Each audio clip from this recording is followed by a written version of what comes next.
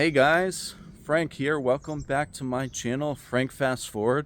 So this channel is all about finding your purpose through sales and business mastery. So on this video, we're going to talk about a slightly controversial idea, and that is that cooking is for poor people.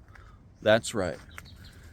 So a lot of people talk about saving money, buying groceries, use the coupon, save that dollar, save the $2, buying eggs, cooking the eggs, bringing the eggs back to your house, driving to go get them.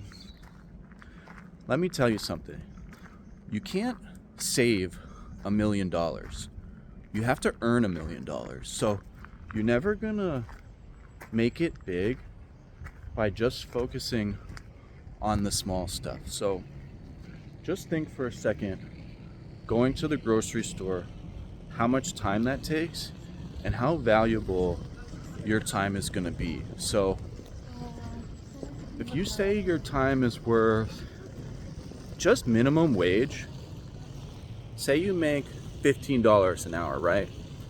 And you go out and you're going to buy groceries for the week, and say you spend about $200 buying groceries, and that can get you, let's just make the math easy here, 20 meals. So each meal at the grocery store is going to be, roughly $10. But you also have to factor in all the time it takes to drive there, the time it takes to search for the item you're looking for, wait in line, bring it back home, load it out of the car, load it into your fridge, take it back out, start cooking it, prep it, cut the vegetables. It takes forever. So a lot of people, they spend like 10 to 20 hours each week dealing with groceries and cooking. So if I were to take those, say 20 hours and multiply that by 15, you're gonna get about $300. So already, even at minimum wage, cooking is for poor people. It's literally making you poor minute by minute, hour by hour.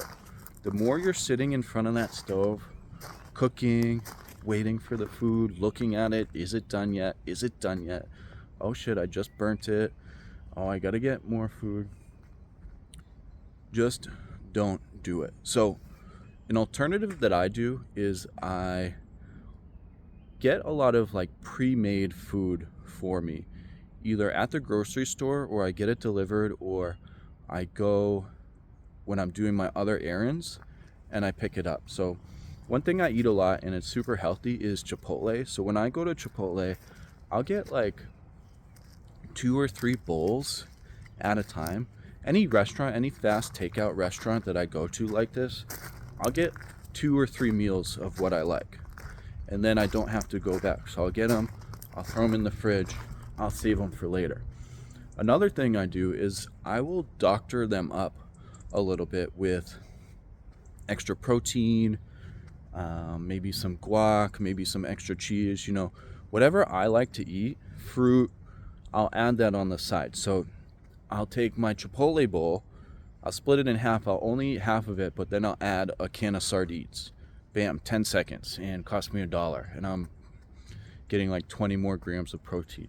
And then I'll take that with a protein shake with some milk, and inside I'll mix in my creatine. I'll put in some wheat bran or chia seeds, just to kind of add some of that fiber. So that's a popular meal that I'll eat.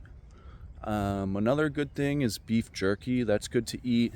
Pretty much anything that's just like grab and go, and you can just immediately take it and start eating. So I'm not talking about every meal, but like 70, 80, 90% of your meals are just going to be had alone by yourself. And what you want to do is, you don't have to like rush through the eating, but the preparation and the gathering of all the food, that's what's going to kill you. That's what's really going to be the time sink. So if you think about any rich person in the world, the first thing they do is they eliminate the cost it takes to prepare their own meals.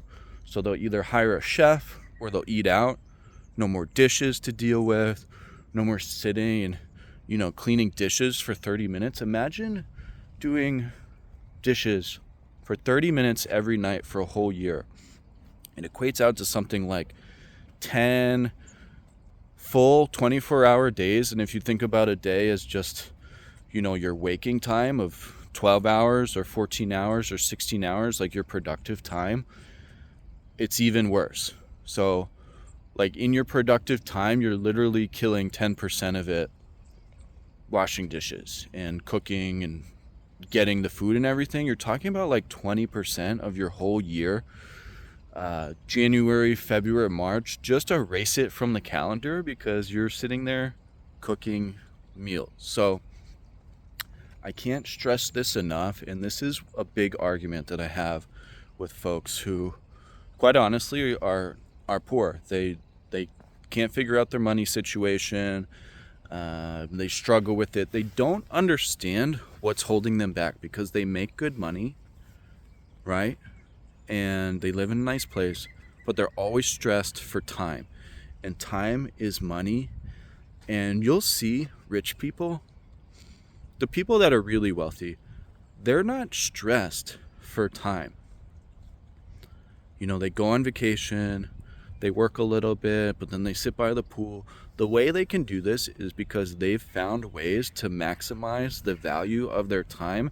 And the number one most critical way they've done it is by eliminating the process or eliminating the need to, or eliminating the requirement to cook and gather their own food.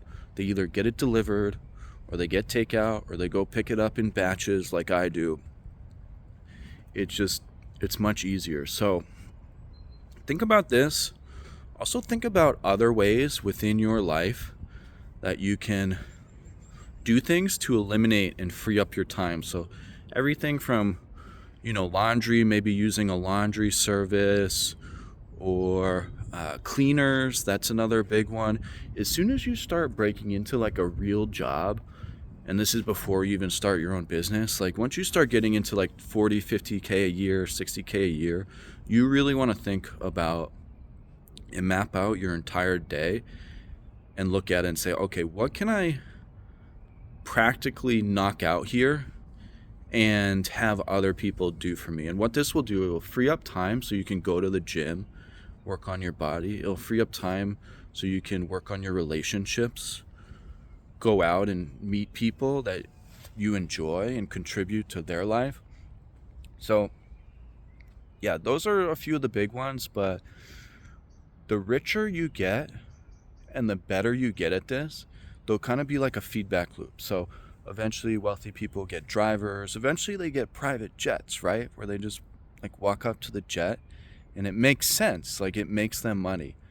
I heard one time that Bill Gates, if he drops $100 on the ground while he's walking, it costs him more money to pick up the $100 bill than to just keep walking and continue his work. So think about this concept and think about how cooking really is for poor people. So anytime someone says, oh, save money by cooking, think about who is behind that advice. Think about, have they made it? Are they wealthy? Do they have what I want?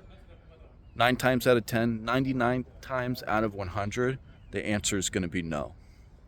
So, all right, guys, that wraps up this topic. I'm not going to beat it to death, but if you have any questions about these sorts of topics, feel free to leave them in the comment box below. I'll be bringing more content like this, all about sales and business mastery and focusing on your purpose. All right, guys, I'll catch you later.